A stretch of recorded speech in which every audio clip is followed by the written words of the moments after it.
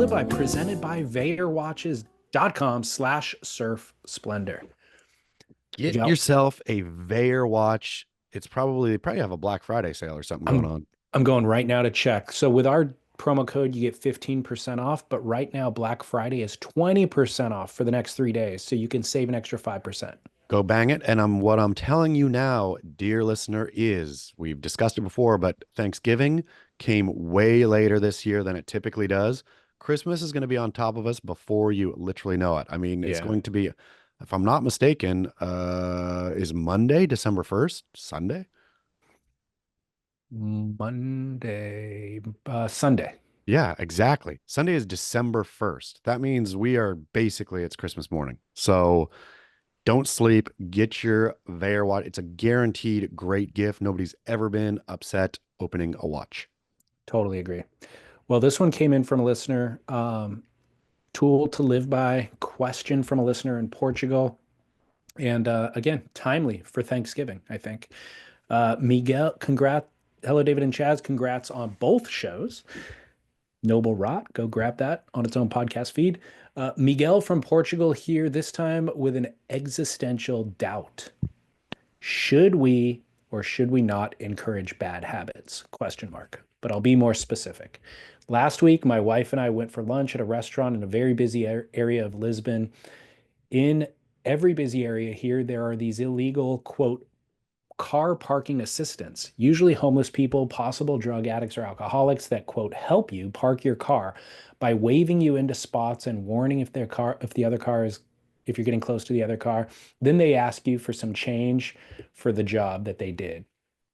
Do these things even exist in America? I've never seen it there.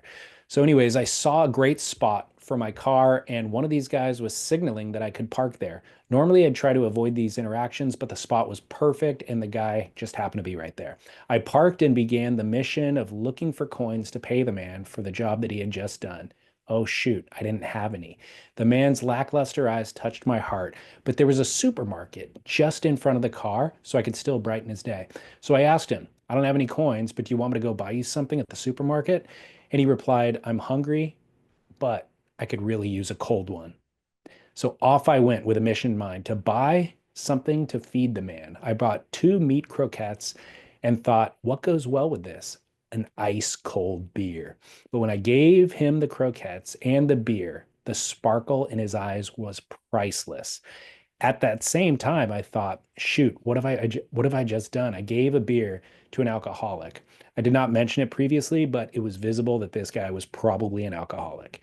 Even though I knew I had made him happier, the moral dilemma was still on my mind. It was solidified by the disapproving look from the two snobby looking dudes who were on a nearby terrace glaring at me to show their disapproval of my actions. A good friend of mine, when I told him this story, told me, quote, living on the street has to be horrible. Being an alcoholic is what it is. I think you did the right thing. But did I? After reading this, I'm unsure that I should even send it, but here it goes anyways. Cheers, keep work, Miguel. Miguel, good thing you did send it, and you sent it to the right place where you're going to get advice that is going to buoy your heart today on this Thanksgiving weekend in America. Do you want me to just launch right Yeah, in, David yeah, Lee yeah, Scales? please. No, lead us off. So of course you did the right thing. Now, this guy is on the street and he's an alcoholic, right? Let's just assume he is an alcoholic. He is not going to rehab. You didn't go to the local clinic looking into windows, seeing which alcoholic trying to kick the habit was looking a little bit extra itchy, and then say, hey, and then start throwing drugs in their windows. There is levels of all these things. Giving a beer to someone, especially an alcoholic in full, like a alcoholic, let's say living with alcoholism. So you did the exact right thing, and you weren't seeking out to give him a beer. You gave him croquettes too. You just brightened that dude's day, and maybe that dude has not had a bright patch in quite some time. You are not going to cure this guy's alcoholism by not giving him a beer. No, You know no, what I and it's not mean? like you got brought him a whole thing, a handle of whiskey or something too. Right. Yeah, exactly. I think that Miguel has zero things to be to question here. I think he should zero guilt. I think that he should feel great about what he did. I think it's obviously barrel to feed somebody who's hungry. The beer is not going to make or break an alcoholic at all.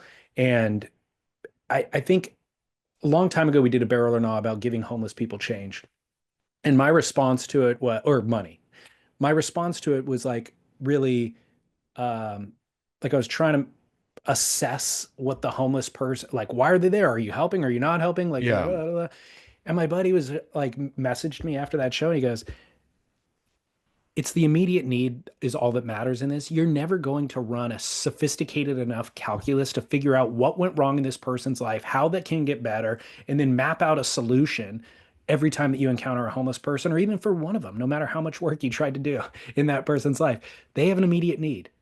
Service the immediate need. If you want to, if you feel prone inclined to, service the immediate need. That's it. End of transaction. Don't think harder about it. It's your friend is exactly right. And more like back to Miguel's story though, as well. The two people snobbily looking at you doing this, what have they done? Like, how dare they judge you sitting on their portico drinking whatever they were drinking? I mean, presumably they live there and the homeless people are a scourge in their community, and that's what they're responding to. Sure, but what are you going to do, man? Like it's not just a homeless person, it's also a person, right? Yeah, And yeah, if yeah. you have that moment, and if you're not like, yeah, I mean, if you have both the little lightning bolt of, oh, I should do something to this person, or I can't get out of doing something, right? If that dude helped you park the car, even if you didn't want help parking the car, that is the exchange there. Like you're kind of stuck at that point, and brilliant to go in and get him some croquettes and a beer. And what I love beyond any of this is that is the perfect pairing. You That's cannot so give that good. man a croquette with water. Just a dry mouth. That man, I mean, that might be it for that. That dude would be so depressed after that. He would shuffle off, and who knows what would happen at that point. My love of food, I think, has been inherited by Austin because he wanted frozen cherries. That's like his thing at the moment. And we don't always give them to him, but for whatever reason, like he needs to eat his dinner first or something like that. But the other night when he asked me for him and I said, sure, the light and the glimmer in his eye, the way that his face lit up, I was like, I want to see this in his life always. Like I will figure out a way to make him that happy all the time. And a perfect like when I feel the same way when I have a meal like yesterday with a great food, great wine, perfectly paired or beer, whatever it happens to be. It is the pinnacle of life. It's the ultimate luxury. It's the ultimate way to make me happy. If you're homeless, to be able to tap into that luxury and that kind of perfection or elevated way of living, civilized, like the ultimate thing for civilization is this luxury. And he's homeless, but he can still tap into it. That makes me happy. You can fully tap into it too. I mean, that's the beauty of that kind of thing. You can tap into the most luxury ever, sitting on a curb in some sun, eating something delicious and drinking something bubbly. Yeah, the guy's got a rough life, but in this moment, he's on par with anybody on the Everyone. planet. Yeah. So good job, Miguel. Well done. Way to go, Miguel. Thank you, Vayer.